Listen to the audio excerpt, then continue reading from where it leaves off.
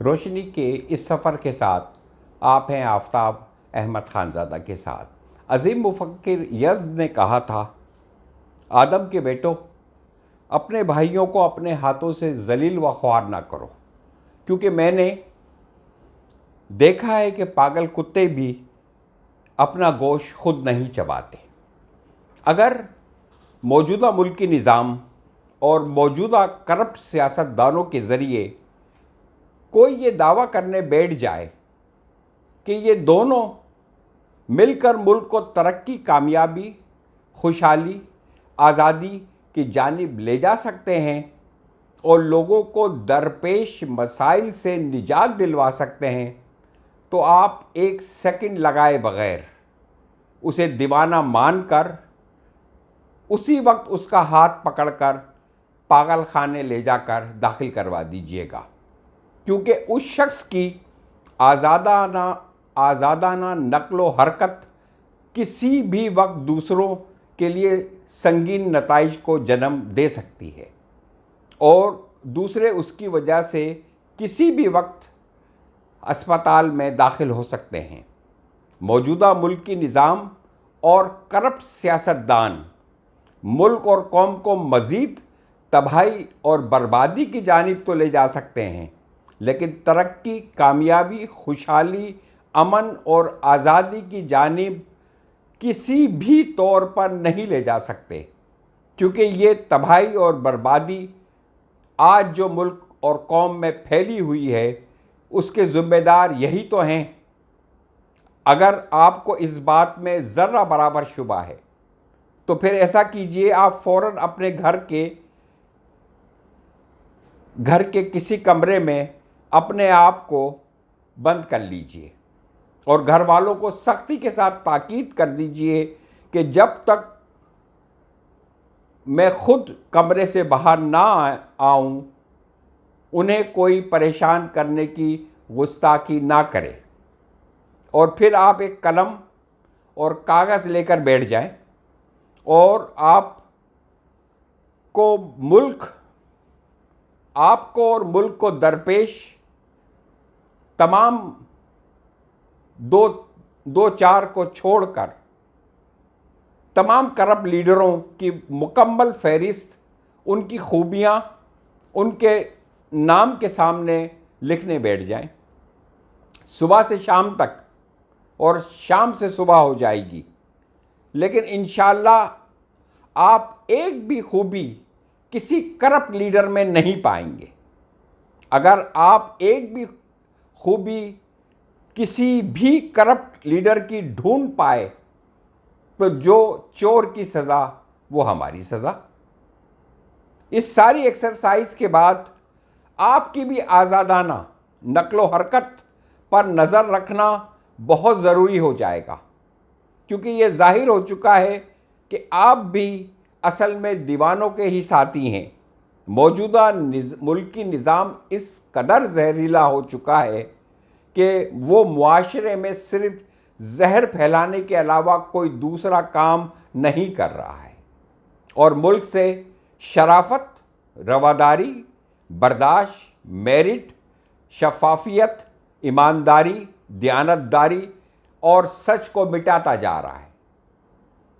ये मुल्की निज़ाम सिर्फ दौलत के दीवानों के गोल पैदा करता जा रहा है और वो दीवाने पूरे मुल्क में बुरी तरह से लूट मार करते फिरते नज़र आ रहे हैं और उन्होंने मुल्क में शरीफों और ईमानदारों का जीना हराम कर रखा है। वो दीवाने दौलत लूटने में इस कदर मस्त हैं कि वो ये भी भूल गए हैं कि इंसानी तारीख में ये बात बार बार साबित होती आई है कि दौलत इंसान नहीं खाता, बल्कि दौलत इंसान को खा जाती है। इसके अलावा तारीख में कोई और बात मुसलसल और तवातुर के साथ साबित नहीं हुई है। 1923 में दुनिया के 8 अमीर तरीन अफराद की मुलाकात हुई उनकी मजमूई दौलत उस वक्त के अमरीकी हुकूमत के उस ज़माने के ख़जाने से ज़्यादा थी। वो लोग यकीनन दौलत कमाना और उसे जमा करना जानते थे। ताहम अगले 25 सालों में उनके साथ क्या हुआ? नंबर 1, सबसे बड़ी स्टील कंपनी का सदर चार्ल्स श्वाब दिवालिया होकर मर गया और वो अपनी मौत से 5 साल पहले से कर्ज पर जी रहा था। नंबर 2, सबसे बड़ी गैस कंपनी का सदर होवर्ड पिसन पागल हो गया। नंबर 3, सबसे बड़ा ताजिर, अमेरिका का सबसे बड़ा ताजिर आर्थर किटन मुफलिस होकर फौत हो गया। नंबर 4, न्यूयॉर्क स्टॉक एक्सचेंज के सदर रिचर्ड विंटी को जेल भेज दिया गया।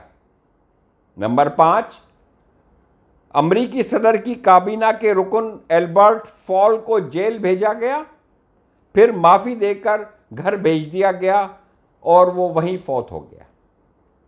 नंबर 6, एक बहुत बड़े ताजिर जेसी लिवरमोर ने खुदकशी कर ली। नंबर 7, दुनिया के सबसे बड़ी अजारादारी के सदर आइवर क्रोगर ने खुदकशी कर ली। Number 8, bank of international settlement के सदर लियोन फ्रीजर ने खुदकशी कर ली। ये तो थे अमेरिका के अरबपति। तारीख में आप शहंशाह ईरान रज़ा शाह पहलवी की औलादों का अंजाम पढ़ लें। सदर सद्दाम के बेटे मारे गए और बेटियों की हालत देखकर दिल लरस जाते हैं। कज़ाफ़ी का वाहिद बेटा जिंदा रहा, गैंग्रीन की वजह से उसकी उंगलियां कट चुकी हैं। एक मुगल शहजादी को बावर्ची से शादी करना पड़ी। इन्हीं दौलत के दीवानों की वजह से आज पाकिस्तान में 20 करोड़ अफराद मुख्तलिफ बीमारियों, जिनमें ब्लड प्रेशर, डिप्रेशन, शुगर और दीगर संगीन बीमारियां हैं, मुब्तला हो गए हैं। मुल्क में 20 साल की उम्र से ज़्यादा के 4 करोड़ अफराद डिप्रेशन के मर्ज का शिकार हैं। इस मर्ज में मुब्तला होने की बुनियादी वजूहात फ़िक्र माश और माशरती मसाइल हैं। मुल्क की 3/4 आबादी मुख्तलिफ बीमारियों में मुब्तला है, जिनके ज़िम्मेदार यही दौलत के दीवाने हैं। इस मुल्क की लोगों की हालत मकबरे में कैद उन इंसानों की तरह हो गई है जहां हवा आने के तमाम दर व दरवाजे बंद हों और वह सब घुट घुट कर मर रहे हों, और मकबरे के चारों तरफ यही दौलत के दीवाने खुशी से नाच रहे हों, कह कहे लगा रहे हों। याद रखें, हम सबको ना सुलझ पाने वाली कशमकश में मुब्तला कर दिया गया है, और इस सूरत हाल से फ़ायदा उठाते हुए मुल्क में दौलत के दीवानों ने मुल्क के तमाम वसाइल इख्तियार पर कब्ज़ा कर लिया है। मज़े की बात यह है कि उन्होंने ये कब्ज़ा हमारे नाम पर कर रखा है। अब वो इतने ताकतवर हो गए हैं कि मुल्क के आइन और कानून तक को मानने के लिए तैयार नहीं है। उनका इस बात पर इसरार है कि उन्हें लूट मार की ताहयात आज़ादाना इजाज़त दे दी जाए और वह पूरे मुल्क में जब चाहें, जहां चाहें, आज़ादाना कार्रवाई कर सकें। हम सब की कहानी इससे मुख्तलिफ नहीं है। आए कहानी सुनते हैं। वो रात सब पर भारी गुजरती थी। काल कोठरियों में वैसे ही यासियत मिंडलाती रहती थी और सजाए मौत कैदियों के सते हुए चेहरे गंभीरता में मज़ीद इजाफा कर देते थे। लेकिन वो रात खुदा की पनाह सांसों में फंदे लगा देती थी और वो वक्त कराहता हुआ गुजरता। सुबह यूं लगता जैसे सब कैदियों को इज्तिमाई फांसी दे दी गई हो। वो रात मुर्दे की वॉक की रात हुआ करती थी। उस रात सिर्फ कैदी ही नहीं, जेलर और सिपाही भी काबिल रहम हालत में नज़र आते। वो शख्स जिसका चेहरा सपाट नज़र आता, इलेक्ट्रिक चेयर पर बैठने वाले सजाए मौत का मुस्तहिक वो कैदी हुआ करता था। Dead man walking. मुर्दा आ रहा है, मुर्दा आ रहा है। एक सिपाही काल कोठरी की सलाखों से छड़ी टकराते हुए आवाज लगाता और जेलर सजाए मौत याफ्ता कैदी को लिए पथरीले चेहरे के साथ काल कोठरी से लेकर इलेक्ट्रिक चेयर तक का सफ़र करता। चंद सौ कदमों का ये सफ़र ग्रीन माइल कहलाता है।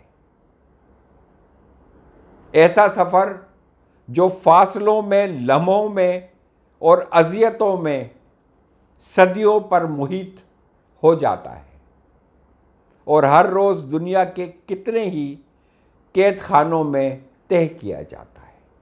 इसको कहते हैं ग्रीन माइल का सफ़र। Green mile. एक दिन जेलर ने आंखें बंद करते और पेशानी मसलते हुए कहा, सच तो यह है कि ग्रीन माइल का सफ़र वो कैदी ही तय नहीं करता जिसे सजाए मौत दी जानी होती है, बल्कि हम में से हर एक अपने अपने ग्रीन माइल का सफ़र तय करता है। ज़िंदगी के आगाज़ से लेकर हम कदम ब कदम अपने अंजाम की तरफ बढ़ते हैं।